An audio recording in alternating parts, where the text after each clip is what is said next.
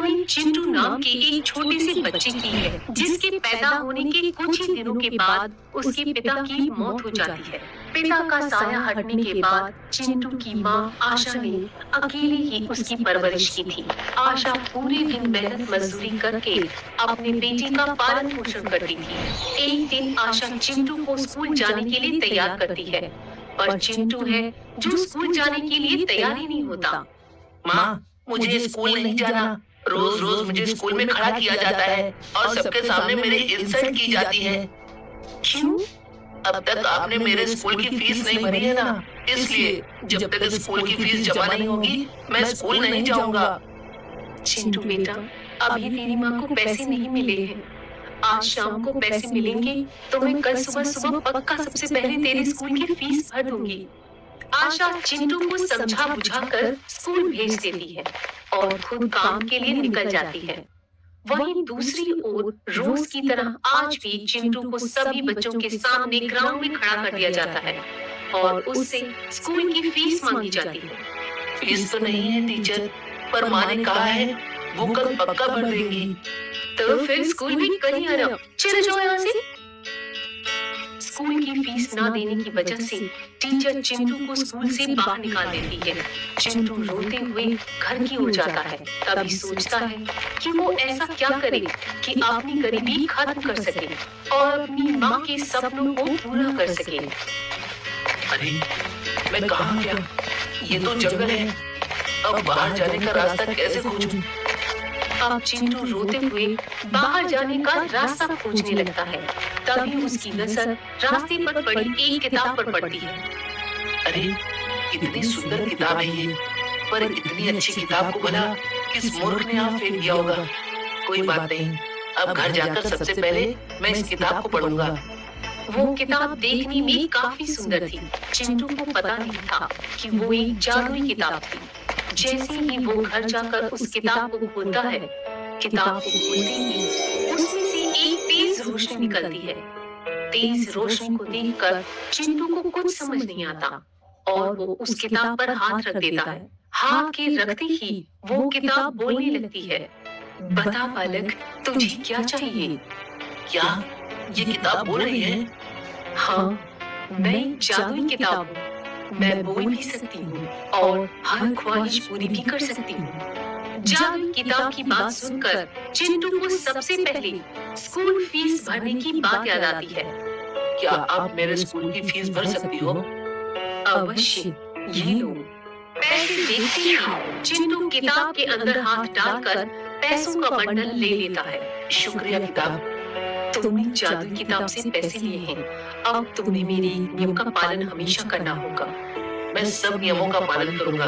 बताइए मुझे कौन से नियम का पालन करना है? मैं जादुई किताब हूँ, ये बात तुम्हें सबसे छुपानी पड़ेगी। अगर ये बात तुमने किसी और को बताई तो तुम्हें इसकी सजा मिलेगी। सजा नहीं, मुझे सजा नहीं चाहिए। मैं किसी को नहीं बताऊंगा कि तुम एक जादुई किताब हो। चलो अब जल्दी से मुझे ढेर सारे चॉकलेट दो। चॉकलेट की रकम होते ही चिंटू खुशी खुशी सारी चॉकलेट ले लेता है। फिर चिंटू चॉकलेट और किताब को लेकर अपने घर जाता है। चिंटू बेटा, चॉकलेट लेने के पैसे तुम्हारे पास कहाँ से आए? कहीं तुमने चोरी तो नहीं की? नहीं माँ, मैंने चोरी नहीं की है। तो फिर तेरे पास ये चॉकलेट कहाँ से आई? सिर्फ चॉकलेट ही नहीं माँ, मैंने स्कूल की फीस भी भर दी है। स्कूल की फीस भी भर दी? पर कैसे? ये बात मैं आपको नहीं बता सकता माँ। माँ के लाख पूछने के बाद भी चिंटू माँ को जादुई किताब के बारे में कुछ नहीं बताता। अगले दिन चिंटू जंगल में जाकर किताब से कहता है, जादुई किताब, मुझे मेरी माँ के लिए एक अच्छी सी साड़ी दे दो। चिंटू के कहते ही जादुई किताब में एक सुंदर सी साड़ी दिखाई देती है। अरे वाह, कितनी सुंदर साड़ी है। साड़ी की तारीफ करके चिंटू किताब के अंदर से साड़ी ले लेता है। फिर अपनी माँ के पास जाता है। देखो माँ, साड़ी? हाँ माँ, ये मैं तेरे लिए लेकर आया हूँ। चिंटू सच बता, साड़ी के पैसे तू कहाँ से लाया? माँ के बार बार पूछने पर चिंटू कहता है, माँ, मुझे जंगल से एक जादुई किताब मिली है और ये पैसे मुझे उसी किताब ने दिए हैं। चिंटू किताब से किया वादा तोड़कर जादुई किताब की बात माँ को बताता है, पर चिंटू की बातों पर माँ को विश्वास ही नहीं होता। क्या तू ये सच बोल रहा है? हाँ माँ। अगर सच में ये जादुई किताब है तो मेरी भी इच्छा पूरी करना। हाँ माँ।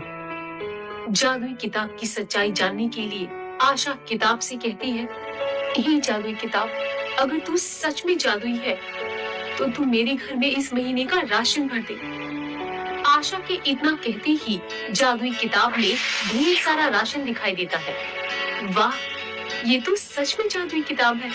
फिर आशा उस किताब में से बारी बारी सारा राशन निकाल लेती है। बेटे, इस जादुई किताब के बारे में किसी को कुछ नहीं बताना, हाँ? जादुई किताब के बारे में किसी को भी ना बताने की बात किताब के मना करने के बाद भी चिंटू अपनी माँ को बता चुका था।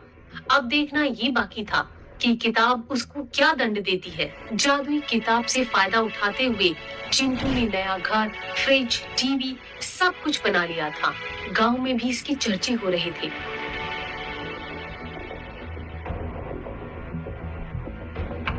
सरपंच जी, बारिश नहीं होने के कारण खेत सूखे पड़े हैं। क्या करें, कुछ समझ में नहीं आ रहा। मुझे लगता है खाने की तलाश में अब हमें अपना वतन छोड़कर दूसरे राज्य में जाना पड़ेगा। बड़ा मुंह छोटी बात। अगर आपकी आज्ञा हो तो एक बात कहूँ सरपंच जी। कहो। सुना है आशा का बेटा चिंटू काफी पैसे वाला बन गया है, क्यों ना हम उससे सहायता मांगे? हाँ हाँ, वो जरूर हमारी मदद करेगा। वो जरूर हमारी मदद करेगा। गांव वालों की बात सुनकर सरपंच सबके साथ चिंटू के घर जाते हैं और सरपंच जी चिंटू को सारी बात बताते हैं। चिंटू बेटे, अगर तुम हमारी मदद करोगे तो हम सबको अपना वतन छोड़ने की जरूरत नहीं पड़ेगी। माफ करना, मैं आपकी कोई मदद नहीं कर सकता। चिंटू का जवाब सुनकर सब मायूस हो जाते हैं। तब आशा ने कहा, सरपंच जी, आप सब यहीं रुको, मैं अभी आई। सरपंच को ठहराकर आशा घर के अंदर जाती है और किताब से कहती है, हे जादुई किताब, मुझे गांव वालों का भला करना है, इसलिए मुझे ढेर सारे पैसे दे दो। शुक्रिया जादुई किताब। किताब को शुक्रिया कहकर आशा किताब से पैसे लेकर सरपंच के पास आती है। लीजिए सरपंच जी, अब आपको कहीं और जाने की कोई जरूरत नहीं है। आशा से पैसे लेकर सभी गांव वाले उसे शुक्रिया कहकर वहां से चले जाते हैं। रात के वक्त चिंटू आशा से कहता है, माँ, ये तुमने अच्छा नहीं किया। जादुई किताब हमारे लिए है, इससे गांव वालों की मदद करने की क्या जरूरत थी? आशा ने गांव वालों की मदद की, ये चिंटू को अच्छा नहीं लगा। अगले ही दिन वो किताब लेकर जंगल में जाता है। गांव वालों के सामने धर्मात्मा बनने के लिए मेरी माँ सारा धन लुटा देगी। इससे अच्छा है मैं ज्यादा से ज्यादा धन यहीं कहीं जंगल में गाड़ दूं। फिर चिंटू जादुई किताब से कहता है, हे जादुई किताब, मुझे ढेर सारा सोना दे दो। किताब से सोना लेकर चिंटू जंगल में गड्ढा खोदकर गाड़ देता है। फिर चिंटू रोज जादुई किताब से कुछ न कुछ मांगता ही रहता था। कुछ पैसे छुपा देता था और कुछ पैसों से अय्याशी भी करता था। लालच में अंधे हुए चिंटू को एक दिन एक ख्याल आता है, क्या पता ये किताब मुझे कब तक धन देती रहेगी। अब इस किताब से कुछ बड़ी मांग करके मुझे अपना भविष्य सुरक्षित बना लेना चाहिए, वरना मेरी माँ धर्मात्मा बनने के चक्कर में मेरा सारा धन उड़ा देगी। कुछ बड़ा मांगने की लालच में चिंटू जादुई किताब से कहता है, हे जादुई किताब, मैं अब इस छोटे से गांव में नहीं रहना चाहता। मुझे दरिया किनारे पर बड़ा सा बंगला बना कर दे दो। चिंटू के मांगते ही किताब के पन्ने पर दरिया के किनारे एक बड़ा सा बंगला दिखता है। बंगले को देखकर चिंटू किताब से कहता है, हे जादुई किताब, अब तक तो मैं सारा धन किताब में हाथ डालकर ले लिया करता था, मगर अब इतने बड़े बंगले को इस किताब से बाहर कैसे निकालूं? चिंटू की बात सुनकर जादुई किताब कहती है, इसी पाने के लिए तुम्हें किताब के अंदर आना पड़ेगा। किताब के अंदर आकर अपना बंगला ले लो चिंटू। ठीक है, मैं आ रहा हूँ। बंगले की लालच में चिंटू किताब के अंदर जाता है। जैसे ही चिंटू जाता है, किताब बंद हो जाती है और जोर जोर से हंसने लगती है।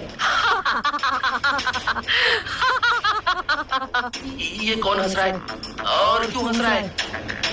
जैसे ही चिंटू दरिया के किनारे बंगले के सामने जाता है, वैसे ही उस किताब में से बंगला गायब हो जाता है। अरे ये बंगला तो गायब हो गया। मैं कहाँ गया हूँ? अरे कोई बचाओ मुझे, मुझे मेरी माँ के पास जाना है। चिंटू चिल्ला रहा होता है। तभी सामने से उसे एक बूढ़ा आता हुआ दिखाई देता है। अंकल, क्या आप मुझे बता सकते हो कि ये कौन सी जगह है? हाँ, ये जादूगर का लाल कैद खाना है। यहाँ लालची इंसानों को लाकर दंडित किया जाता है। मगर मुझे यहाँ क्यों लाया गया है? मुझे नहीं पहचाना? मैं वही जादुई किताब हूँ जिसका तुमने बहुत फायदा उठाया है। इसलिए अब तुम्हें सारी उम्र इस वीराने में ही बितानी पड़ेगी। मगर मेरा अपराध क्या है? मैंने तुमसे कहा था कि जादुई किताब के बारे में किसी से कुछ भी मत बताना, मगर याद कर, तूने तेरी माँ को ये राज बता दिया था। मुझे माफ कर दो बाबा। मैं तुझे माफ कर देता, मगर याद कर, उस दिन तेरी माँ ने गाँव वालों का भला करना चाहा था, किंतु तेरे लालच ने उसे अच्छा काम करने से रोका था। इसलिए मैं तुझे माफ नहीं करूंगा। अब तुझे सारी उम्र इस वीराने में ही गुजारनी होगी। लालच बुरी बला है। ये ज्ञान चिंटू को हो गया था, किंतु बहुत देर हो चुकी थी।